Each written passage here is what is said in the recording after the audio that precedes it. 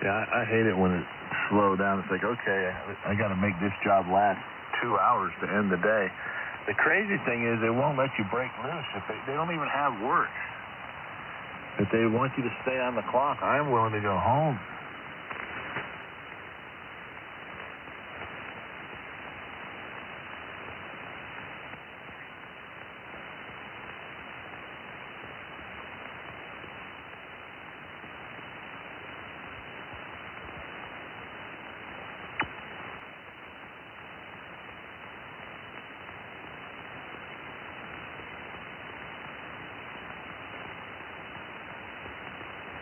I still have 48 degrees here. Yeah, this big tar here.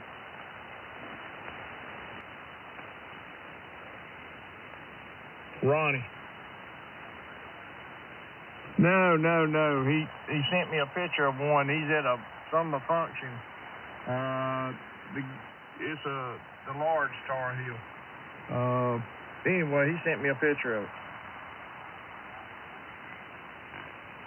Yeah.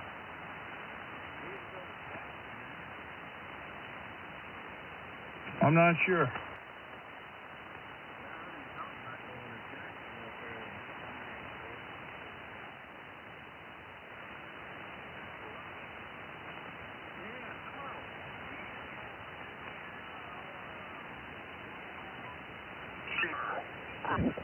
Eight.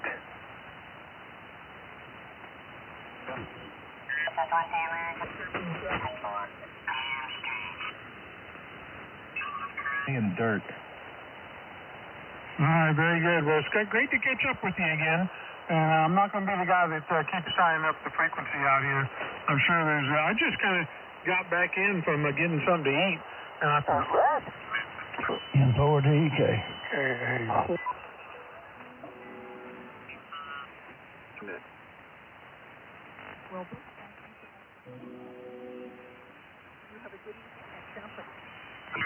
Great, aren't you? Yeah, but I got a little hay on top of that. Okay, folks.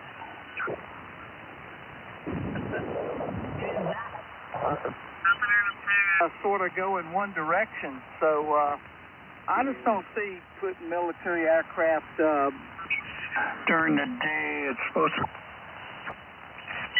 It's a rally or whatever, but anybody.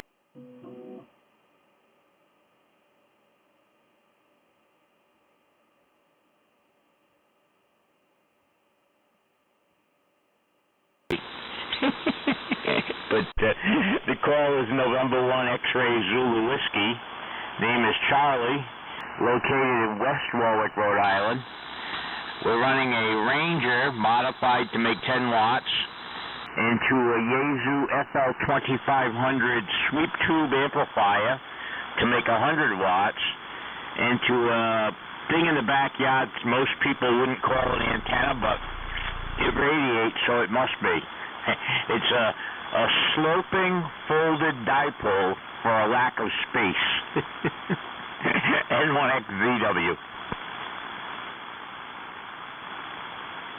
Sound good, Charlie. Well, thanks for the contact. Absolutely nothing wrong with a sloping dipole. I know plenty of guys that run them. I started off with one briefly before I put my tower up next to the house, and now I got a 75-meter dipole about 70 feet up in the air, nearly flat top out to the trees. But when I first set up, I went from the corner of the house down into the backyard with a sloped dipole, and they work. Nothing wrong with that, Charlie. Nothing wrong with it at all. You know, it's obviously it has a angle of radiation that's higher in one direction than others, but you know, it works. Anybody else want to pick Charlie up? Go ahead. This is N1MUC. You know, actually, I gave the wrong antenna. The antenna I just described is what I've been running on 40 meters. This is a loop antenna, the one I'm on at the moment. This the sloping folded dipole is what I used to use on 75.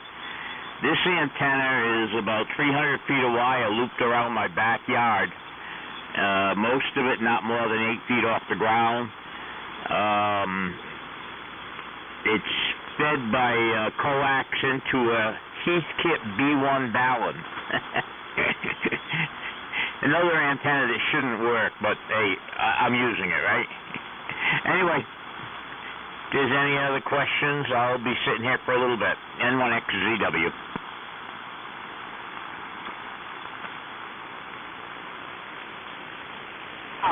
Well, okay, thanks, Charlie. And belching station, come on in, join us.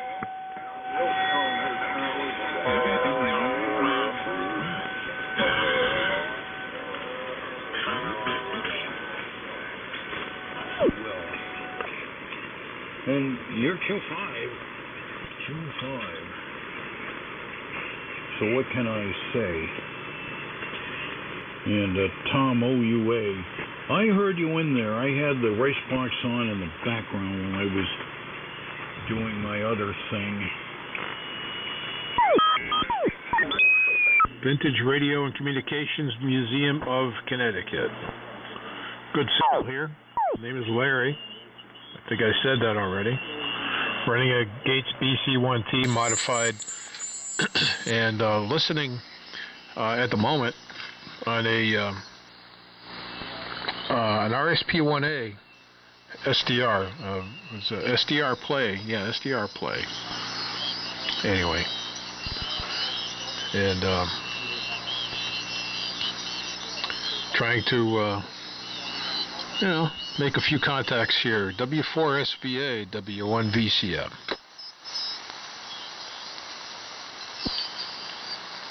Now W1VCM, W4SVA.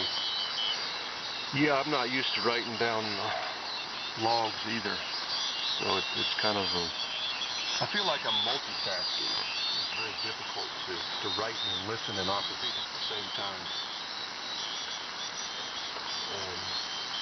I know we worked in the past, probably in the log from last year. The setup here is a pair of 813s modulated by a pair R390A receiver. And it's pouring down rain outside. That's about all on my end. I'm just getting things set up here. I haven't run this station for almost a year now. But it seems like it's settling in and operating just as it did when I set it off. So that's always nice. You don't have to pull a rack away from the wall. BC1T is doing a great job here. It's sounding nice. Put a nice carrier down here into the Shenandoah Valley. I don't know if I said my location. In Moscow, Virginia. It's about halfway between Harrisonburg and Stanton. And yeah, you're quieting the frequency very nicely. W1VCM, W4SVA. What was the name of the town again, Chris? And it's raining here too. Yeah, it started just a couple of hours ago. To get heavy anyway. Go ahead. Yeah, the name of the town is Moscow. Moscow, Virginia, just like Moscow, Russia. Tension, I broke in, and then the bank just went away, and I was so piss weak. I could die. Anyway, that's it from here. Dear. Piss week. The story of my life these days. Anyway, go ahead there, Manny.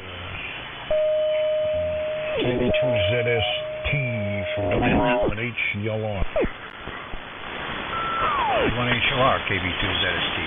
So I got a noise score of an S7, but you're a 30 over here. 30 over S9. Real nice signal. It's the best I've ever heard you there, Tim. I don't know what array you're on, but you sound real good. Charlie, I hear you out there.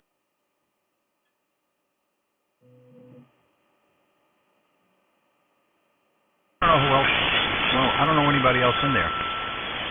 George, I know, signed out. And Bruce, I don't know if Bruce is... But anyway, yeah, I'm on that B1 Behringer mic. And I'm kind of liking it. So, yeah, changes, I miss it.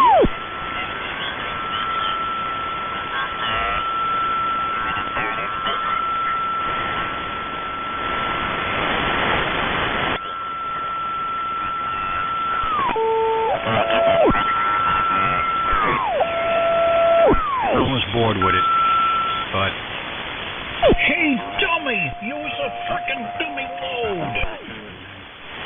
You could dish it out to whoever gets it there. WA1H KB2 ZSP Constantly. Yeah, well, conditions have changed. Your signal came way up, but there's some douchebag dumping a carrier. God, poor operating practices. Well, you're sounding good here with the Behringer B1 microphonium on your gear. Very Q5OM. For the most part.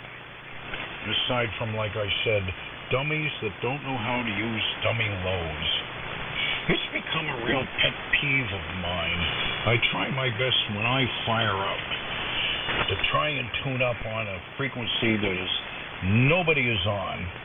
And you say, well, I tuned up into the dummy load, but the fact of the matter is the impedance characteristics of a perfect 50 ohm dummy load and that of your antenna can be two different things.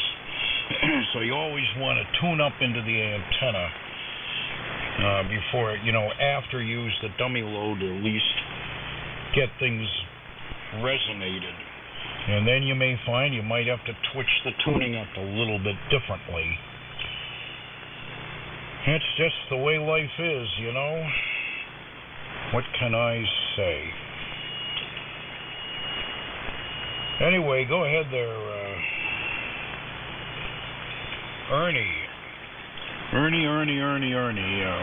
N1GTY, and I'm hearing you on the Viking 2 in Scouttown from WA1HLR. Hey, Tim. Yeah? You've drifted down to 3884. I'll tell you, I was looking at the... I get some noise in here from something.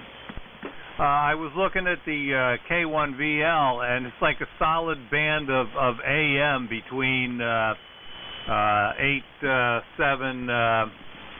what'd I just do? The museum channel up to here, and there was somebody about 3 kilohertz up for a while too. I think he was calling CQ or something. Man, 3 kilohertz up from here, well, that's brain dead operation.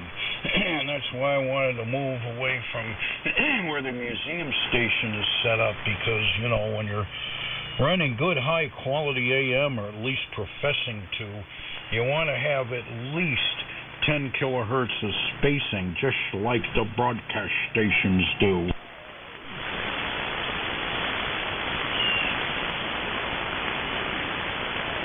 But then again, you would not have two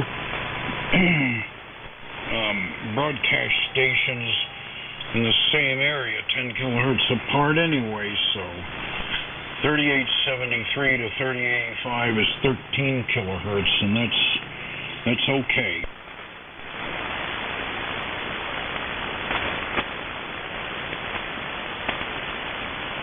Yeah, that works fine. It's spread out a little now. There was somebody on, 873, 880. We're on 885, and it looked like somebody. Of course, I'm listening mostly off my Kenwood, so I'm listening to you on. But I saw another AM carrier look like somebody calling CQ up on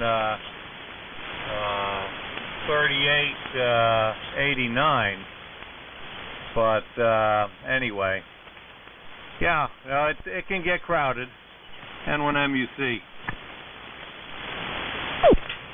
Well, any clear frequency is fair game.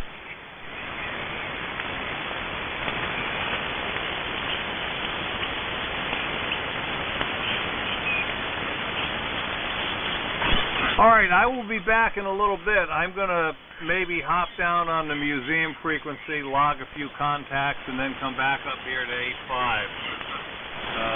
N1MUC. Okay, Paul, very good. I think the band is beginning to stretch out. Your signal has dropped down a bit. How's mine? Dropping down a bit? Somebody I think was thinking about setting another one up in another part of the museum and having the two talk to each other, and I guess that might happen. That may happen at some point. So that's pretty cool that you got one running. Very cool. W4SVA in the AM rally, W1VCM.